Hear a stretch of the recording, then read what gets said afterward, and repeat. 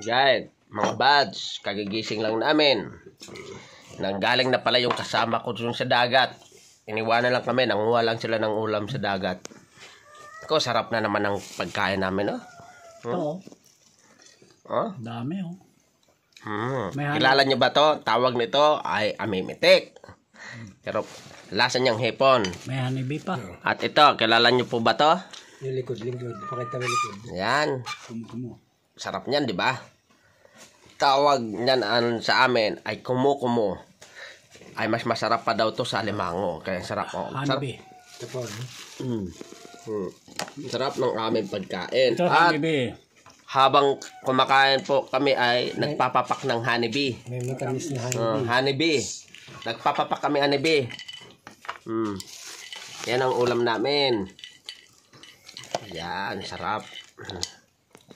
Right, sarap ng pagkain namin, no? Umaga lang to. Napakasarap ng aming pagkain, no? Kumakain pa sila. Oh. Ayun, dami, oh.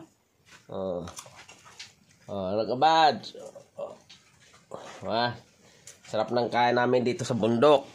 Kasi bundok, pero dagat doon sa kabila, ilog dito. Base man ang lupa na to, na lupa ng kaibigan namin, nasa gitna kami ng ilog at dagat. Ilog Dagat, at bundok. dagat, bundok, gitna sa kanila. Kaya napakasarap ng buhay namin dito. Pag nagliligo kami sa ilog. Pag gusto namin manguha ng ulam, dagat. Oo. Pag gusto namin ng gulay, nandito pa rin sa gubat. Prutas. Prutas. Paano? Guys, kain muna kami. Kain kayo, tara. Tayo. Dito na lang kami, guys. Abangan nyo, may susunod pa na vlog na mas masasarap pang makakain.